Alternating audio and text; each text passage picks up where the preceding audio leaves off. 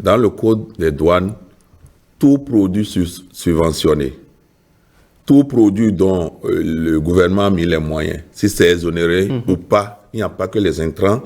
Quand vous le sortez, on appelle ça un détournement de marchandises de sa destination privilégiée. Tout à fait. Et c'est puni par le code des douanes. Parce que vous savez, le code des douanes régit tout ce qui est mouvement des marchandises. C'est des informations qui étaient parvenues au ministre d'État chargé de l'économie et des finances, faisant état de ce que les intrants sortent du territoire national. Il a instruit l'autorité douanière, c'est-à-dire le directeur général des douanes, qui a réuni les chefs des services de lutte contre la fraude pour nous demander de mettre en œuvre quand même une stratégie qui permet d'appréhender ces cas de sortie frauduleuse. C'est au niveau de tous les départements du territoire national du Bénin.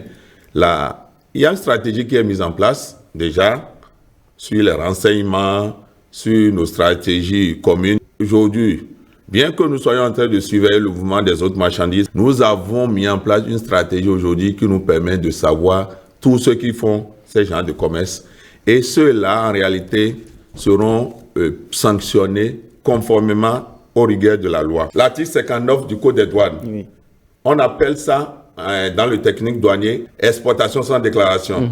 Et l'article 459 du Code des douanes est clair, c'est emprisonnement de 6 mois à 2 ans et une amende comprise entre 1 et 2 fois la valeur de l'objet de fraude.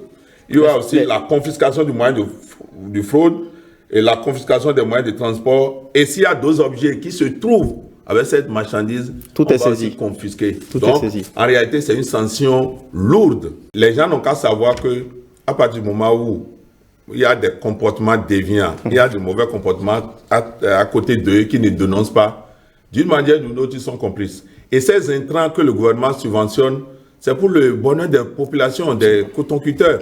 Maintenant, si les gens, parce qu'aujourd'hui on a besoin de l'argent, des cotonculteurs, de tous les producteurs, de tous les Béninois. Si le gouvernement fait l'effort, et au niveau où les autres pays qui ont même de moyens plus que nous sont en train de chercher les intrants et ils envient le Bénin, que l'effort que le gouvernement fait, que les gens dévoient ça pour autre chose, je crois que nous autres, notre rôle, c'est de surveiller le mouvement des marchandises et désormais, même un seul kilogramme d'intrants qui sort aura de sanctions.